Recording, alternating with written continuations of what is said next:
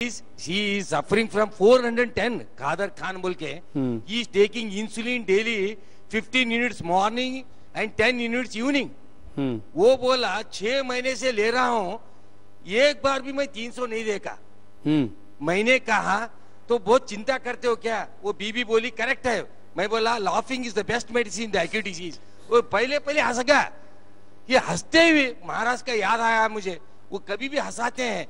That is very very important. So मैं कुछ भी नहीं किया.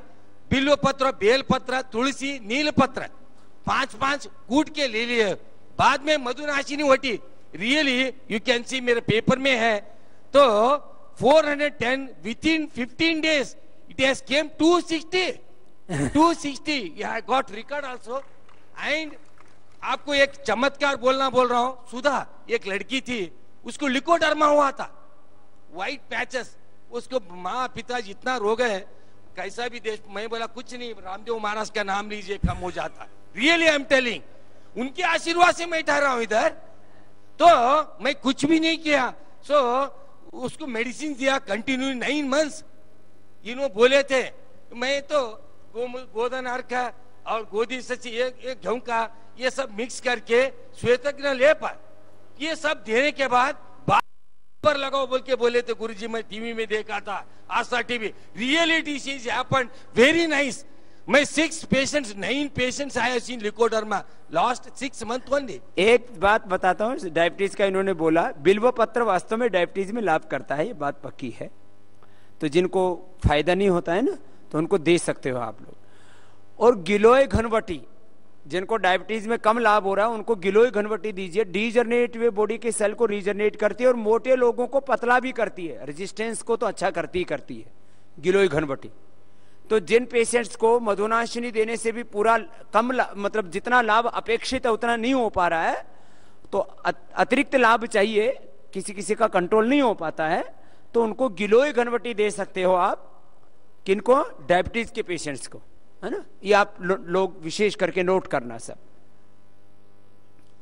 और बिल्व पत्र आप 5-7 दे सकते हो उसको, उसका भी बहुत फायदा होता है. मैंने कई बार पहले भी बताया इसको. जी ओम स्वामी जी. एक पेशेंट था, उसको थोड़ा हार्ट की प्रॉब्लम थी. तो जब शुरू में हम लोगों ने अर्जुन देना शुरू किया तो उसने कहा एक्जिमा में बहुत फायदा हो रहा है. उसके बाद हमने लगातार उन सब पेशेंट्स में, सोराइसिस में, एक्जिमा में, कायाकल्प को हाथ के साथ अर्जुन को हाथ मिलाना शुरू किया.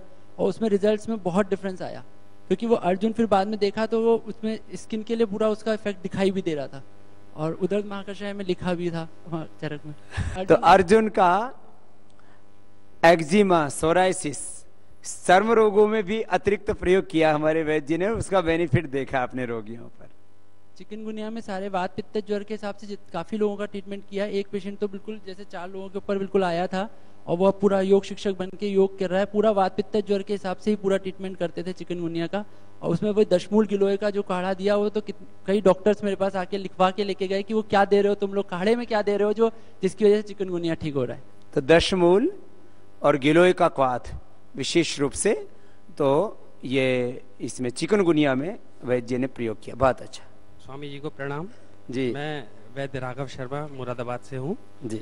स्वामी जी, हमारे यहाँ गोमूत्र तो यूज होता ही है एबंडेंटली, लेकिन मैंने गोमूत्र के साथ पंचगव्य यूज किया CRF के केस में और वायरल हेपेटाइटिस के केस में. तो मिराकुलस इफेक्ट्स मुझे लगे. उसमें पेशेंट विलिंग नहीं थे भस्म खाने के लिए, तो उसमें सिर्फ हेपेटाइटिस, वायरल हेपेटाइटिस के केस में 5 उनका बिलिरुबिन था, जो कि मेरे पास रिपोर्ट्स भी है, मैं जमा करा चुका हूँ, जो कि 1 वीक के अंदर नॉर्मल आ गया. मतलब नॉर्मल का मतलब 1.36 समथिंग आ गया, जो लगभग नॉर्मल है. और CRF के केस में भी 15 दिन के अंतर में 3 उनका क्रेटिनिन था, जो बिल्कुल नॉर्मल आ गया. तो लीक से हट करके कुछ नए प्रयोग कर रहे हैं, तो आप लोगों की जानकारी के लिए. पंचगव्य में गोमय रस अगर कोई पेशेंट प्रेफर नहीं करता तो उसे डिस्कार्ड कर देते हैं, लेकिन अगर ये देसी गाय का सभी कॉम्बिनेशन मिल जाता है तो बहुत अच्छा रहता है. बहुत अच्छा. धन्यवाद. स्वामी जी, मेरे पास केस आया एक चिराग, एक बच्चा है, 10 साल का था. तब से उसको परेशानियां थी. जो परेशानी थी वो पाइलोनाइडल साइनस की, कॉक्सीडीनिया की, डीजनरेटिव कॉकेक्स की विद डर्मल साइनसेस. इन्होंने लगभग 6 से 8 डॉक्टर्स को दिखाया, जिसमें Mumbai hospitals and research centre के स्पाइन सर्जन भी थे और पीडियाट्रिक सर्जन भी थे. बहुत सारे डॉक्टर्स ने इनको देखा था. फिर इस बच्चे के साथ परेशानी ये थी कि बच्चा कभी बैठ नहीं सकता था और डिजनरेशन के कारण बहुत सारी परेशानी थी। डिपरफासिया में भी इन्फेक्शन आने लग गया था। तो मैंने इनको शुरू में दिया रस राज रस, प्रवाल पिष्टि, गिलोय सत, गोदंती, स्वर्ण माक्षिक, महावात, विध्वंसक, संजीवनी और अभ्रक, ये प्रिपरेशंस दिए थे। और साथ में लाक्षादि गुग्गुल और चंद्र प्रभावटी दी थी। ऊपर से मैं त्रिफला का जो क्वाथ था उससे मैंने इनका सफाई करवाता था और साथ में कायाकल्प तेल, हरिद्रा और शहद, इससे मैं उसके घाव में पेस्ट किया करते थे और कई बार साथ में अश्वगंधा का भी प्रयोग कराया। इससे धीरे धीरे करके उनका जो साइनस था वो हील होने लग गया। आज की डेट पे जो बच्चा है वो पूरी तरह से ठीक है, उसका साइनस भर गया है, वो बैठने के साथ साथ साइकिल भी चला रहा है और उसने अपना एक लेटर दिया है स्वामी जी के नाम पे। और वहाँ से स्पाइन सर्जन एक डॉक्टर है मुंबई हॉस्पिटल के, विशाल कुंदानी, उनका फ़ोन भी आया था कि डॉक्टर साहब आपने बहुत अच्छा किया जो बच्चे को ठीक किया। बहुत अच्छी बात। स्वामी जी एक केस और आया मेरे पास, सनिल वर्मा का केस सेम था। इसमें रिकरेंट पाइलोनाइडल साइनस का केस था और इनकी 2 बार सर्जरी हो चुकी थी। एक बार सर्जरी इनकी Jabalpur hospital and research centre में हुई थी और दूसरी सर्जरी नागपुर में हुई थी। तीसरी बार ये फिर से कराने जा रहे थे, इस बार ये वेल्लोर जा रहे थे और इसके पहले उनके फादर ने कहा कि चलो एक बार पतंजलि चलते हैं और वहाँ पास ट्रायल करते हैं, वहाँ का ओपिनियन लेते हैं कि क्या है कैसा है। मैंने देखा जो यानी प्रॉब्लम थी, साथ में प्रोग्रेसिव एब्सेस भी बन रहा था, विद्रथी जो था वो फैल रहा था।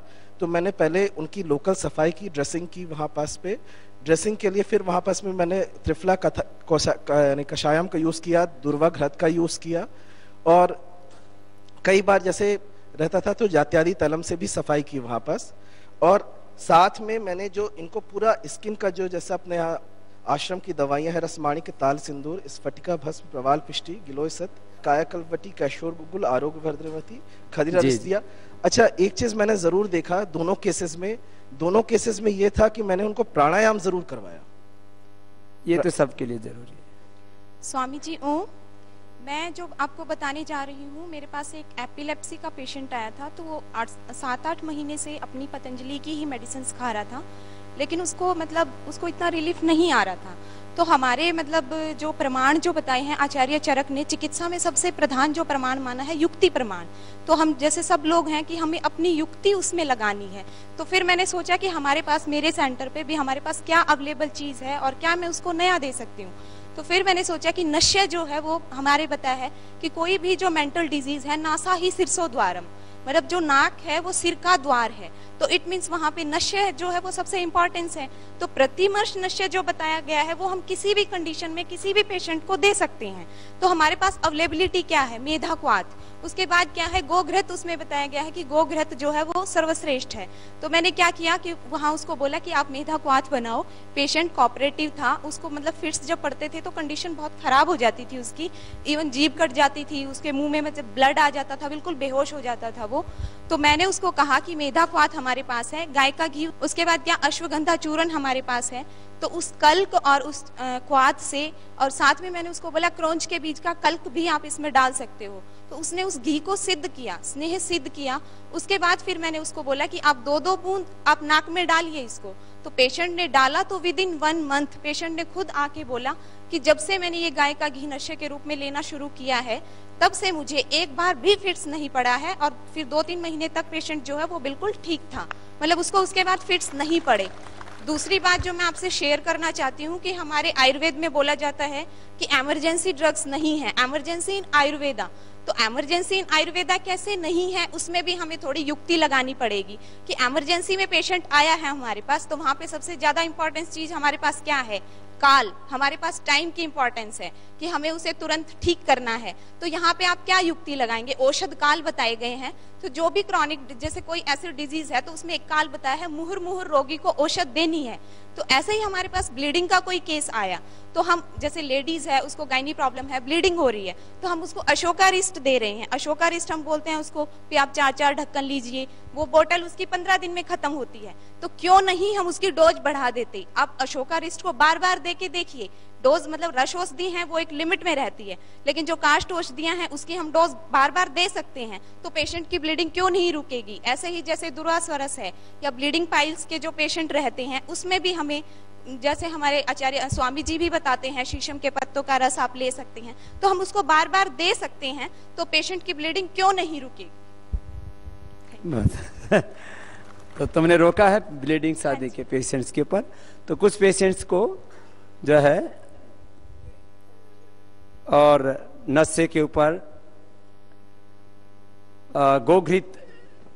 गोघृत का जो नस्य है एपिलेप्सी में निश्चित तो ये तो आयुर्वेद में भी विधान है, हम उन चीजों का प्रयोग करना चाहिए ऐसी परिस्थितियों में, तो लाभकारी होगा निश्चित रूप से। तो मेधाक्वाथ के साथ उसको सिद्ध किया गोघृत को और उसका प्रयोग किया तो एपिलेप्सी में विशेष लाभ हुआ। स्वामी जी ओम, हम इंसानों पर तो हमारी दवा का उपयोग करते हैं, उसका बहुत अच्छा रिजल्ट मिलता है। हम इंसानों पर तो हमारी दवा का यूज करते हैं, उसका रिजल्ट बहुत अच्छा मिलता है। पर एक वेटरनरी डॉक्टर का मेरे पर फोन आया था और उसने मुझे बताया कि हम अभी गायों और भैंसों को आपका 10 मुलारिश, चंद्रप्रभावटी और गिलोय घनवटी वो देते हैं, तो उसके लिए रिजल्ट बहुत अच्छा आता है। किसमें? चंद्रप्रभावटी गायों के जो आंचल में सूजन होती है, दूध नहीं आता है, ऐसा होता है, उसमें रिजल्ट आता है। 10 मुलारिशी जो प्रसव के टाइम गायों को उसमें देते हैं, और गिलोय घनवटी गायों को बुखार वगैरह होता है तो उसमें देते हैं। नहीं बढ़िया है तो। नहीं ये आता है आयुर्वेद में, ये जो बता रहे हैं पशुओं को बुखार आ जाए तो गिलोय देना चाहिए ये, क्योंकि अब किसी बछड़ी को, गाय को दस्त हो रहा है, आप कुर्तानिष्ठ दीजिए। तो पशुओं के बारे में हमारे गुरुजी बताया करते थे 4 से 8 गुना उसकी मात्रा कर दें, क्योंकि उसका पशु की शक्ति का परिमाण ज्यादा है ना। तो ये बहन जी ने ठीक बताया कि अब आप लोग जो है आदमियों की चिकित्सा के साथ पशुओं के ऊपर भी दया किया करो,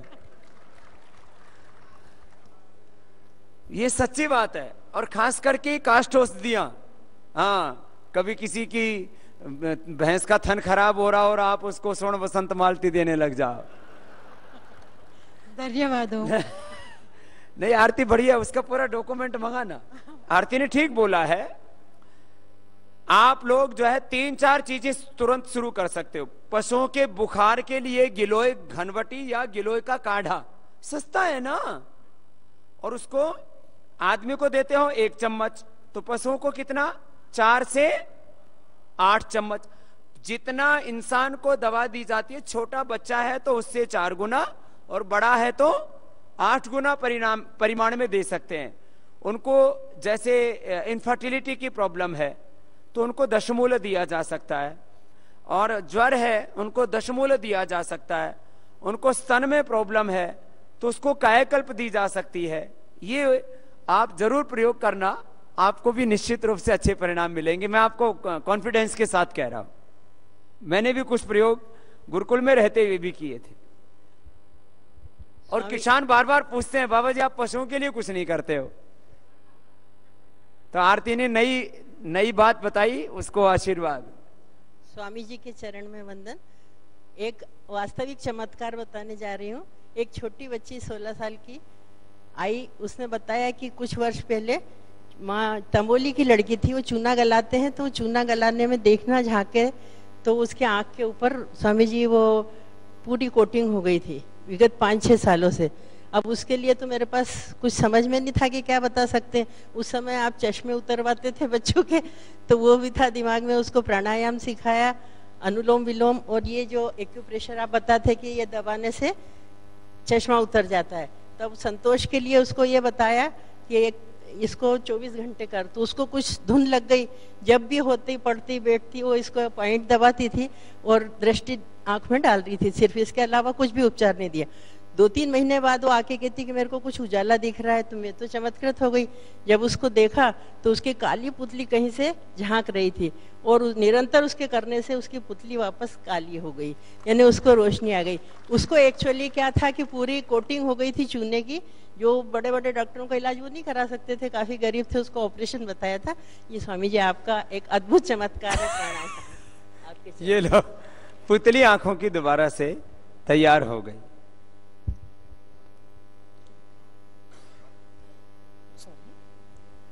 श्रद्धेय स्वामी जी के चरणों में वैद्य हेतल प्रजापति का शत प्रणाम। गुरु जी, मेरे पास एक डाउन सिंड्रोम का बच्चा था जो 2.5 साल का था। जब मेरे पास आया था वो ठीक से बैठ भी नहीं पा रहा था, अपनी आंखों को मिचोल दे रहा था, दिन में 4 बार वो पलटी कर रहा था। उसका डाइजेशन सिस्टम इतना वीक था, तो उसके माता पिता ने बोला बहन जी कुछ भी करो, उसका डाइजेशन अच्छा करो, उसको बैठने लायक कर दो।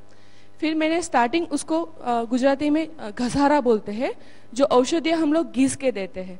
इसमें मैंने बादाम, बड़ी हरड़, कौचा बीज, करकट सिंह, वो सब कुछ औषधियाँ अल्प मात्रा में एक घसारा के शुरुआत किया था। और स्टार्टिंग में दशमूल क्वाथ और मेगा क्वाथ सिर्फ 1/4 टीस्पून दिन में जो काढ़ा बनता था वो आधा चम्मच स्टार्ट किया। 6 महीने बाद वो उसका पलटी सब कुछ बंद हो गया। फिर उसको मैंने स्नेहन यानी मालिश किया, पीड़ांतक तेल और उसमें बादाम तेल मिश्र करके, और धीरे धीरे 2 साल बाद वो ठीक से बैठ सकता है, उसका ब्रीदिंग सिस्टम भी अच्छा हो गया है। उन्होंने आपके लिए लिख के भी भेजा है कि अभी मेरा बच्चा बहुत अच्छा है।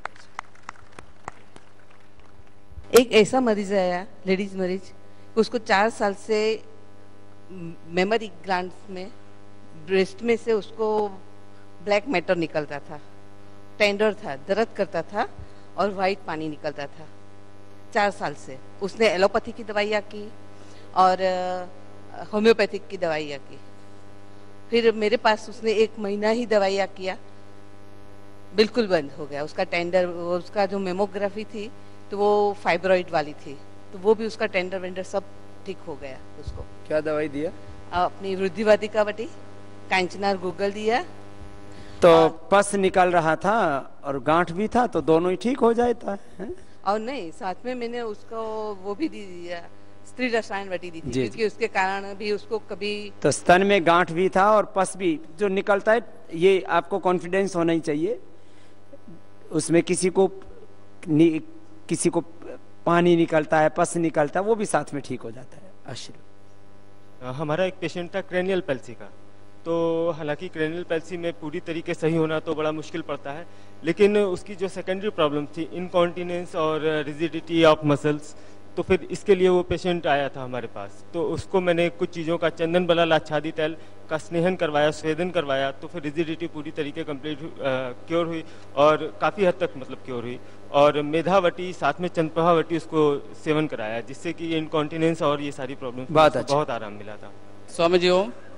स्वामी जी, हमने एक हाई बीपी पे प्रयोग किया था। क्या? आलू का प्रयोग किया था। आलू के पानी का सुबह खाली पेट सेवन कराना। तो आलू जैसे 50 से 100 ग्राम का साइज का आलू हो और 100 ग्राम पानी में डाल के शाम को रख दीजिए छिलका उतार करके, और सुबह खाली पेट उसी पानी का सेवन करें। आलू को नहीं छड़ा ना? आलू को नहीं करना कुछ, केवल पानी पीना है। हाँ। तो सुबह खाली पेट पीने से ही बीपी बिल्कुल नॉर्मल हो जाता है। कितने रोगियों पर किया? करीब 30 से 40 रोगियों को किया हमने। खाली आलू का पानी पिलाया, मुक्तावटी भी खिलाया? केवल खाली पेट आलू का पानी, और उससे तुरंत रिजल्ट मिलता है। आलू को छील करके रात को पानी में रखा, एक जो है कोई भी बर्तन में, सुबह उसका पानी पिलाया, तो वैद्य जी कह रहे हैं कि उससे लोगों का बीपी नॉर्मल हो रहा है। करीब 30 रोगियों पर ऐसा प्रयोग किया है, तो आप लोग इसको करके देख लेना। स्वामी जी के चरणों में कोटि कोटि नमन। स्वामी जी, मैं 2 पेशेंट की रिपोर्ट लाया हूं जो HIV एड्स के पेशेंट थे, और दोनों महिलाएं थी। उनको उनके हस्बैंड की वजह से HIV हुआ था। और एक जो मेरा पेशेंट है, उसका जो CD3 काउंट था वो 1046 था, जो 3 महीने की औषधियों से 1512 हो गया। उस लेडीज को मैंने सर्वकल्प क्वाथ, गिलोई क्वाथ और कायाकल्प क्वाथ सुबह शाम पीने के लिए दिया। गेहूं का जवारा, गिलोई का रस, एलोवेरा, नीम के पत्ते, तुलसी के पत्ते और गोमूत्र का उपयोग कराया। और उसके अलावा स्वामी जी, मैंने भस्मों में मोती पिष्टी, प्रवाल पंचामृत, रस माणिक्य, स्वर्ण वसन, मालती रस। कैसी है वो रोगी? वो बहुत अच्छी स्थिति में हो। CD4 काउंट उनका बढ़ा हुआ है अभी भी, और 2 पेशेंट्स की रिपोर्ट में लाया है। अभी उनका 1514 हो गया CD3 काउंट्स, और CD4 काउंट्स 412 हो गया।